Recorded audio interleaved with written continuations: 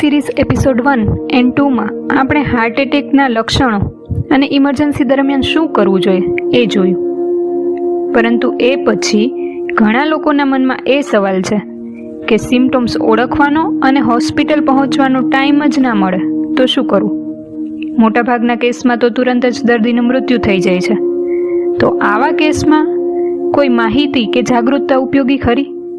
એવી કોઈ ટેસ્ટ છે કે જેનાથી ભવિષ્યમાં હાર્ટ એટેક આવશે કે નહીં એ પહેલેથી જ ખબર પડી જાય? એવી કોઈ તકેદારી ખરી કે જેનાથી ભવિષ્યમાં હાર્ટ એટેક આવવાના ચાન્સીસ ખૂબ ઘટાડી શકાય? નમસ્કાર મિત્રો, હું છું ડૉક્ટર શ્રેયા દવે. આજે હાર્ટ હેલ્થ સિરીઝ એપિસોડ 3માં આપણે સાયલેન્ટ હાર્ટ એટેક વિશે જાણીશું. હૃદયની નળીઓ બ્લોક કઈ રીતે થાય છે એ સરળ ભાષામાં જાણીશું. અને લાસ્ટમાં સૌથી મહત્વની વાત કહીશ કે આપણે જાતે જ આપણી લાઈફસ્ટાઈલમાં એવા કયા ચેન્જીસ કરી શકીએ કે જેનાથી ભવિષ્યમાં હાર્ટ એટેક આવતા જ અટકાવી શકાય છે. તો ચાલો સૌ પ્રથમ સાયલેન્ટ હાર્ટ એટેક વિશે જાણીએ. શું છે સાયલેન્ટ હાર્ટ એટેક? એવા દર્દીઓ કે જેમને બહારથી જોતા કોઈ જ બીમારી ના હોય, રેગ્યુલર બોડી ચેકઅપ કરાવતા હોય, એ રિપોર્ટ્સ પણ નોર્મલ હોય, બીપીની તકલીફ ના હોય, છતાં પણ ક્યારેક જીમ કરતી વખતે કે રોજબરોજના કામ કરતી વખતે કે પછી સૂતા સૂતા ઊંઘમાં જ હાર્ટ એટેક આવી જાય છે અને એમનું મૃત્યુ થાય છે. પહેલાં તો અમુક એવી કન્ડિશન્સ જાણીએ કે જેમાં સાયલેન્ટ હાર્ટ એટેકના ચાન્સીસ ખૂબ વધારે છે. જેમ કે પોપ્યુલેશન વિથ ડિક્રીઝડ પેઇન પરસેપ્શન, એટલે કે જે લોકોને નોર્મલી પણ દુખાવાનો અનુભવ ના થતો હોય અથવા તો મિનિમલ દુખાવો થતો હોય, like diabetic person, elderly population એટલે કે વૃદ્ધો, અને 30થી 40% ફિમેલ્સ. હા, સ્ત્રીઓમાં પણ સાયલેન્ટ હાર્ટ એટેકના ચાન્સીસ ખૂબ વધારે છે. એટલે કે વિધાઉટ એની પ્રાયોર સિમ્ટોમ્સ કે બહુ જ મિનિમલ સિમ્ટોમ્સ હોય છે કે જે કદાચ પ્રોપર ઇવેલ્યુશન ના થયું હોય તો બ્લોકની ખબર જ ના પડે. પરંતુ આવું થાય છે શું કામ એ જાણીએ. વારસાગત હૃદયની બીમારીઓને બાદ કરતા હાર્ટ એટેક એ ક્યારેય અચાનક આવતો જ નથી. એ ખૂબ લાંબી પ્રોસેસ છે. સામાન્ય રીતે હૃદયની નળીઓને 100% બ્લોક થતા 10 થી 15 વર્ષનો સમય લાગી જાય છે. અને હા, હજુ એક શોકિંગ વાત. રિસર્ચ મુજબ હૃદયની નળીઓ 70 થી 80% સુધી બ્લોક થઈ જાય ત્યાં સુધી ખબર જ નથી પડતી. વ્યક્તિ બધી જ રીતે નોર્મલ લાગે છે અને જ્યારે સિમ્ટોમ્સ આવે છે, જેમ કે ચાલતા ચાલતા શ્વાસ ચડી જવો, ખૂબ થાક લાગવો, છાતીમાં દુખાવો થવો, ત્યાં સુધીમાં તો 70 થી 80% બ્લોકેજ ઓલરેડી થઈ ગયું હોય છે. હૃદયની નળીઓ બ્લોક થવી એટલે શું એ ખૂબ જ સરળ ભાષામાં સમજીએ.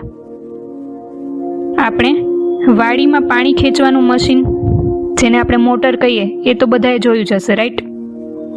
જેમ પાણીની મોટર કૂવામાંથી પાણી ખેંચીને ખેતરના બધા સેઢા સુધી પાણી પહોંચાડે છે, સેમ હૃદયનું કામ છે.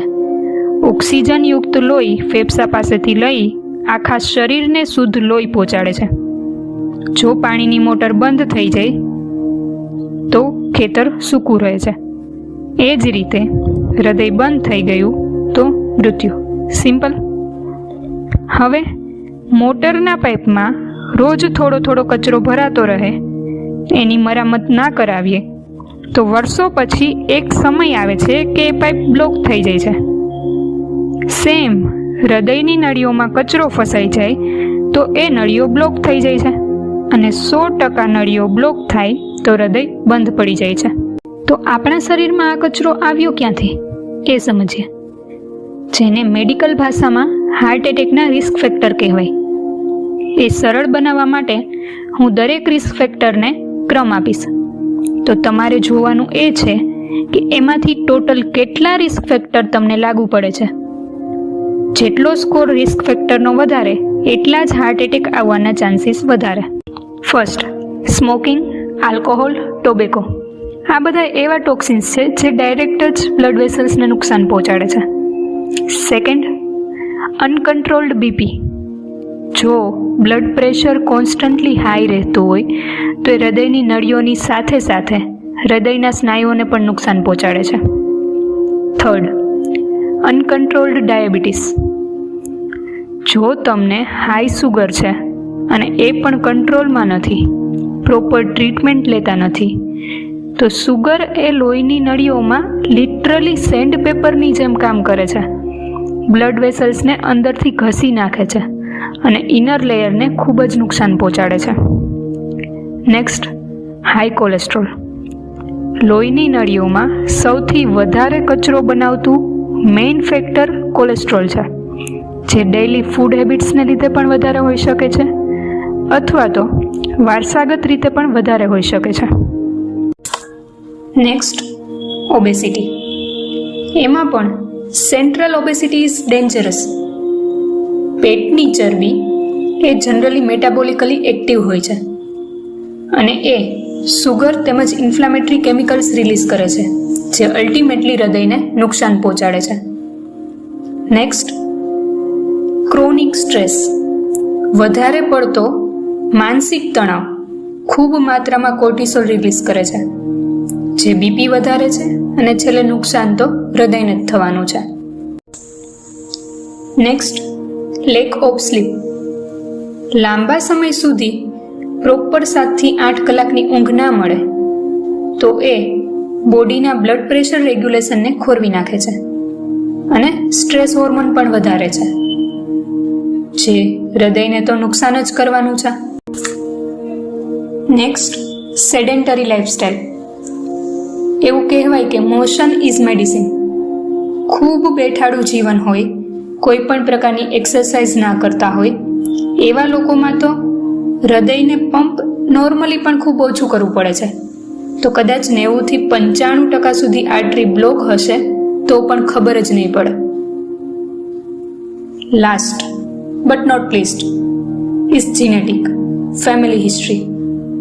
જો ફેમિલીમાં કોઈ પણને હૃદયની બીમારી હોય અથવા તો હાર્ટ એટેક આવેલો હોય તો નેક્સ્ટ જનરેશનમાં પણ ચાન્સીસ ખૂબ વધારે.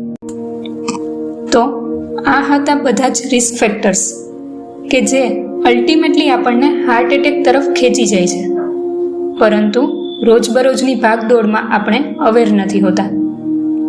હવે નેક્સ્ટ વિડીયોમાં આપણે એ સમજીશું કે કોને અને ક્યારે કઈ કઈ ટેસ્ટ કરાવવી જોઈએ. ફેમિલીમાં કોઈને હાર્ટ એટેક આવેલો હોય તો એક્સ્ટ્રા કેર કઈ રીતે કરવી જોઈએ અને હેલ્ધી હાર્ટ માટે લાઇફસ્ટાઇલમાં શું ચેન્જીસ કરવા જોઈએ વગેરે. ત્યાં સુધી તમે જાતે જ કાઉન્ટ કરી લો કે કયા રિસ્ક ફેક્ટર્સ તમને લાગુ પડે છે. ચલો ત્યારે મળીએ નેક્સ્ટ વિડીયોમાં. Until then, stay healthy, stay happy. Bye bye.